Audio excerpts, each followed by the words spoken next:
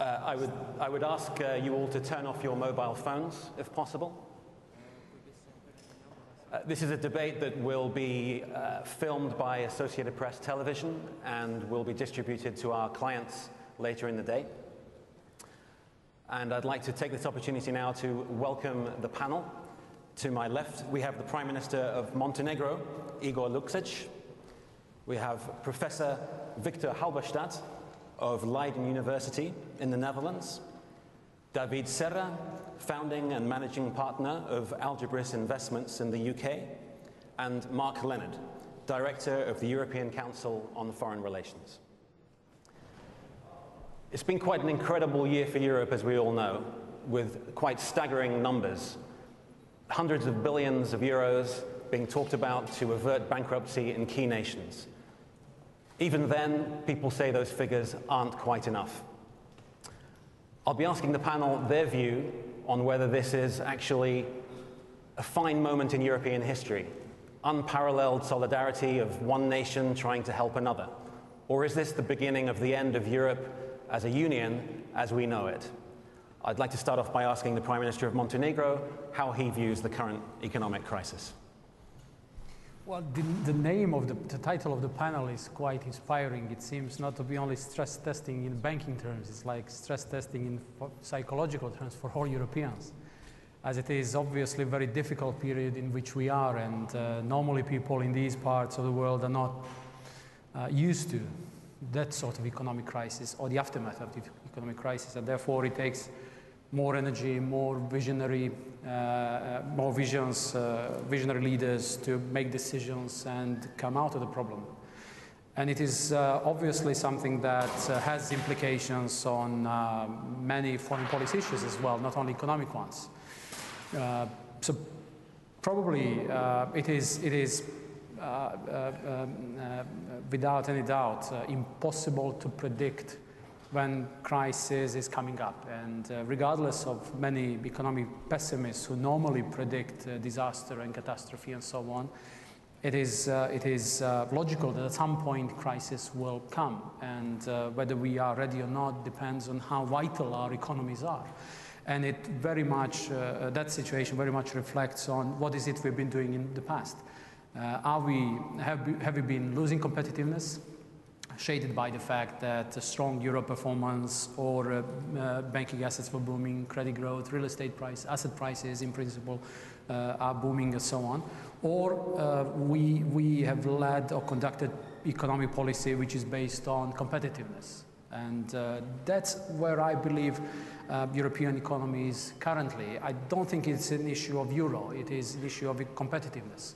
And by having euro, it, I believe, makes government think more about not lamenting over the fact that we don't have instruments of monetary policy. I think government should focus on structural reforms and improving business environment and fiscal financial stability. I think that, well, I have to disagree to some extent with the view, because I think it's too much engineer-like sort of solution.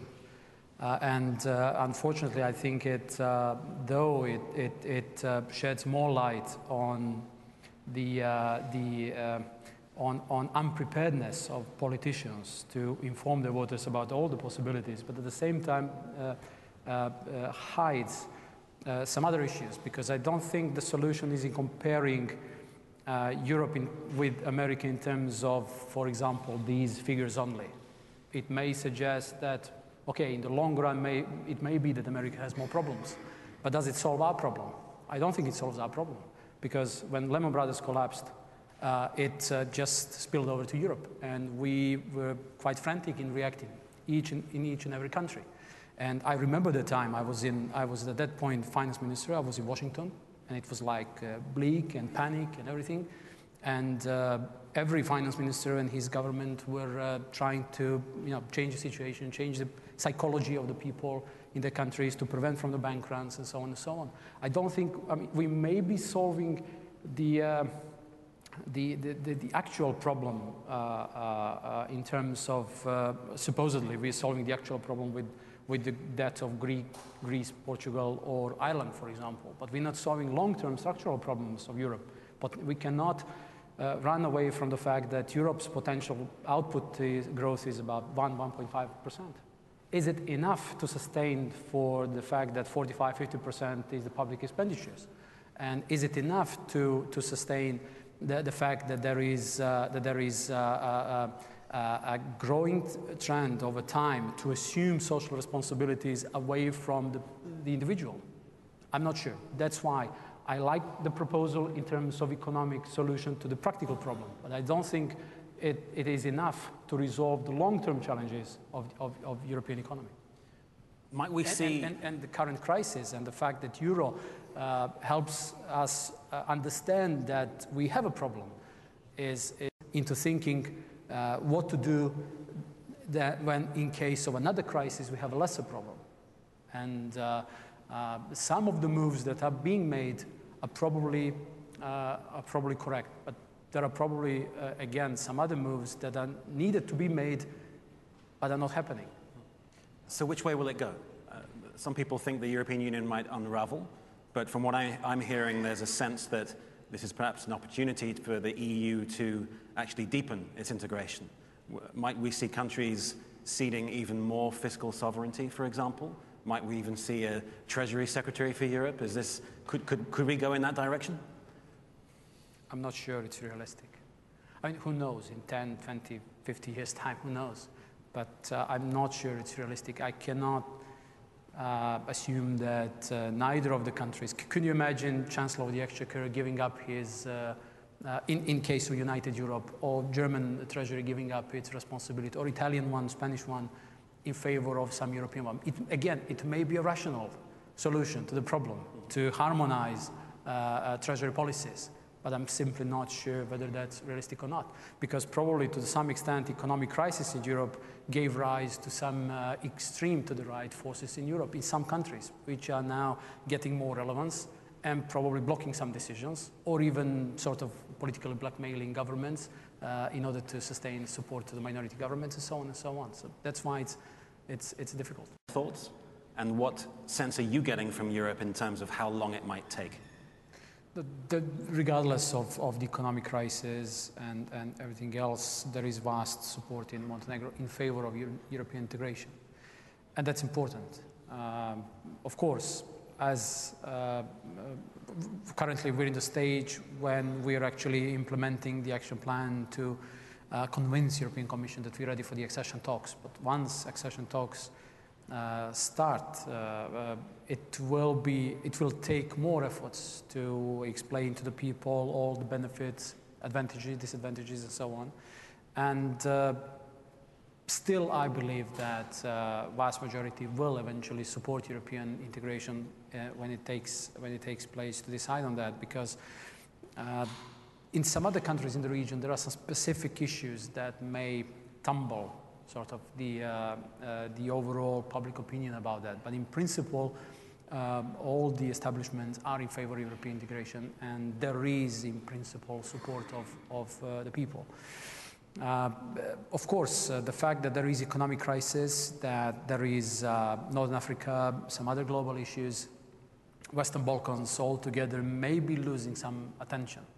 And that's why it makes it more difficult for us to, or actually it is motivating or stimulating us to do more in terms of deserving the attention.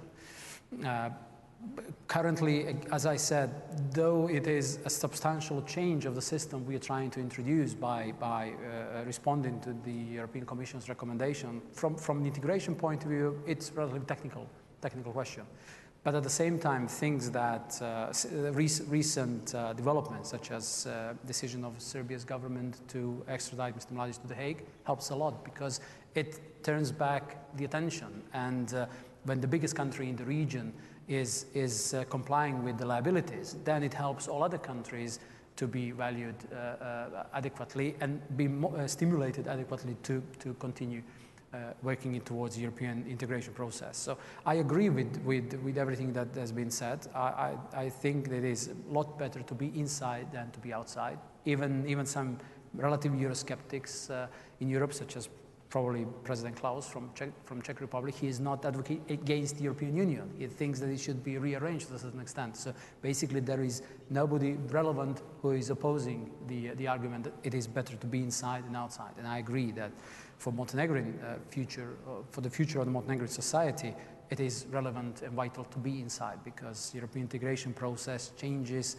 the set of values. It's not only about economic integration, it's not only about political institution building, it's also about what matters the most, values transition and reform. Well, I mean, if you asked people about more regulation over the banking, clearly the answer would be yes, because people want that bankers are reigned over and so on, that their salaries are cut down and so on and so on. But this is political landscape. The fact is that 2 or 3 years ago, everybody was happy with Basel II. And people thought that it should be okay to keep with the Basel II standards and everything should be okay. 2 years after that, we're now in the process of implementing Basel III. The problem is, at the same time with the regulation, is that you can never be for sure, and you cannot rely only upon regulation.